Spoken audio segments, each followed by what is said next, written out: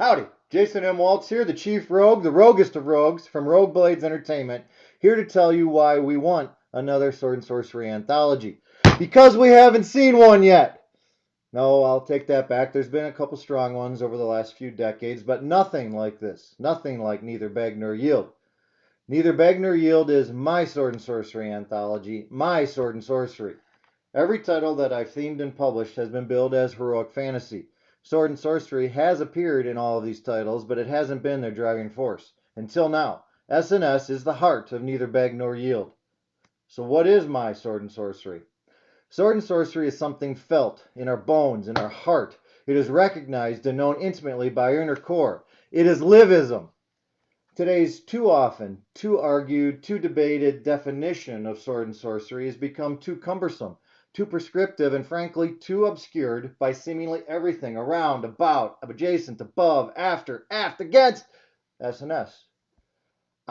We don't need a list of ingredients, a list of authors, a list of titles, a list of characters officially deemed correct, the X of S&S, because Sword and Sorcery is an attitude with only two components. Two so deeply integral ingredients, a story is not the same, not S&S without them. And both reside in the protagonist. Our hero, whomever and whatever else he or she may be, must have an unquenchable zest for life. Livism, I call it, the indomitable will to live deeply every single moment until suddenly you cannot because the dirt is deep-throating you. Even then, your fingers are scrabbling, digging, prying, grabbing until all breath and conscious thought is gone, absent, vacant. And even then, your fingers clench in defiance. Livism is accompanied by a nonchalant mercenary motivation.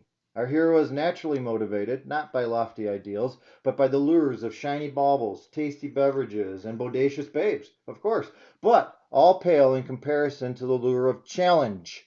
The challenge of battle, survival, being better, badder, bigger, bolder, stronger, more savage, more alive.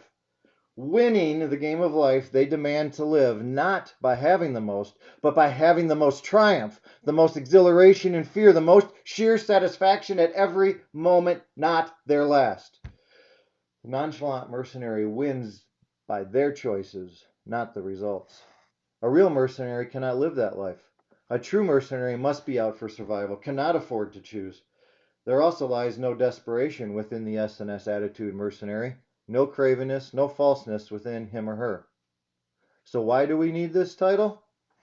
Neither Beg Nor Yield is the culminating work of my career, the exemplar of my publishing, my small touch upon this mortal coil.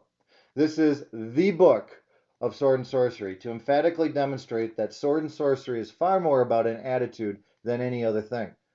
The authors appearing in Neither Beg Nor Yield are all hand-chosen. They write what I want to read.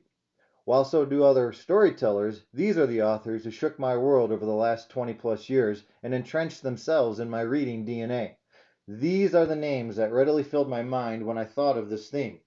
That's actually amazing, as I've read thousands of pages of hundreds of stories, and I had no struggle filling my TOC with the storytellers who deliver what I seek. And then, to my joy, one by one, all of them agreed. Yeses from authors who haven't written Sword and Sorcery in years, from authors who no longer even write short fiction, authors whose schedules were too full, or authors who weren't certain they could find the right story. They all said yes. For me, this anthology already defines the peak of my publishing career. If that ain't reason enough to back this book, I don't know one better. Thank you for watching this. And if you've been around for the entire Rogue Blades Wild ride, thank you. Thank you for your encouragement, your support, your faith, and your reading. Once more to the charge I ask of you, please join me in putting this Sword and Sorcery Attitude Anthology in our hands.